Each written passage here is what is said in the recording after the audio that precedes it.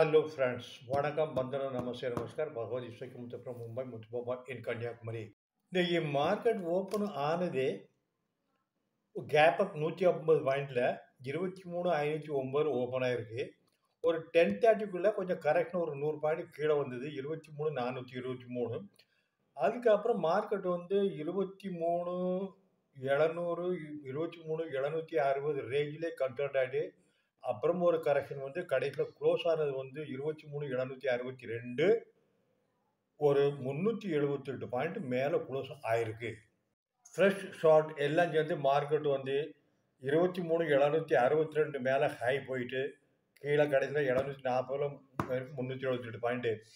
ஏற்கனவே நான் சொல்லிட்டு இருக்கிறேன் 490 520 590 க்ளோசிங் வேணும் இந்த வாரத்தில். பட்ஜெட் டே அன்னைக்கு 700 வரைக்கும் போயிட்டு கீழே வந்து 480 க்ளோஸ் ஆகிருக்கு. நேற்று 319 க்ளோஸ் ஆகிருக்கு. இன்றைக்கி ஹை ஓப்பன் ஆகிருக்கு. க்ளோஸ் வந்து 762 740 க்ளோஸ் ஆகிருக்கு. 670 790 760 ரொம்ப ஸ்ட்ராங் ரெசிஸ்டன்ஸ் சொல்லியிருக்கேன். இன்றைக்கி க்ளோஸ் ஆனதுமே ரொம்ப க்ளோசிங் பேசிஸில் ஸ்ட்ராங் ரெசிஸ்டன்ஸ். இப்போ நாளைக்கு எப்படி ஆகும்னா யாருக்குன்னே வாட்ஸ்அப் குரூப்பில் கொடுத்துருக்குறேன்.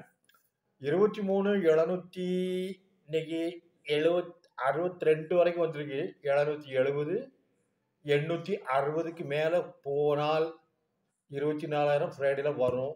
க்ளோசிங்கில் சப்போர்ட் வந்து 23,590 520 490க்குள்ளே இருக்கணும்.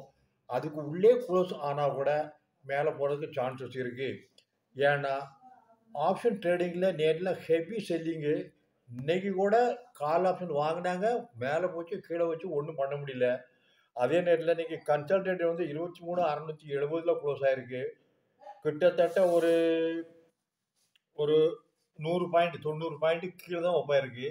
ஆக நாளைக்கு 23,760 அப்படின்னு சொல்லும்போது 670ன்னு சொல்லும்போது 590 520 490 ஃபுல் சப்போர்ட் கொடுக்கும். அவ்வளோதான். பேங்க் நிஃப்டியுமே இன்றைக்கி அதே மாதிரி 49,538 50 208 49 482 ஓப்பன் ஹைலோவில் கடைசியில் க்ளோஸ் ஆனது 50,000க்கு மேலே 50,157 947 பாயிண்ட். நேற்று என்ன க்ளோஸ் ஆச்சு 47 49 இதில் க்ளோஸ் ஆகிடுந்து. இன்றைக்கி இவ்வளோ மேலே க்ளோஸ் ஆகிருக்கு. பேங்க் நிஃப்டியை பார்த்துருக்கு ஒரே நாளில் 1000 பாயிண்ட் மேலே போகும், 1000 பாயிண்ட் கீழே வரும். ஏன்னா மந்த்லி எக்ஸ்பைரி தான்.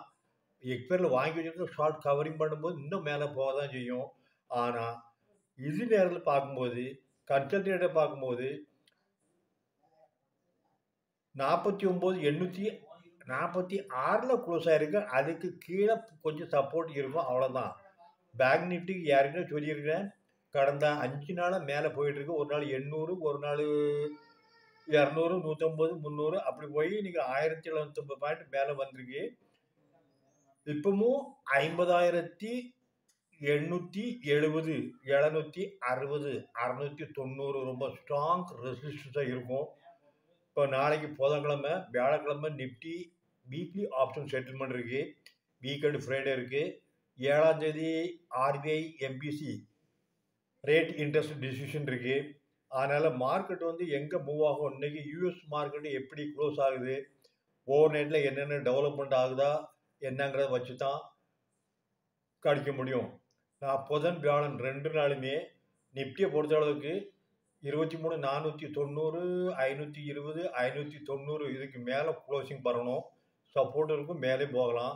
அதனால ரெசிஸ்டன்ஸ் அப்படின்னு சொல்லும்போது 23 இன்றைக்கி 762 70 790 860 890 கஷ்டம். ஏன்னா நேர் லெவலில் பார்க்கும்போது 23,760 670 க்ளோசிங்லாம் ரொம்ப ஸ்ட்ராங் ரெசிஸ்டன் இருக்குது.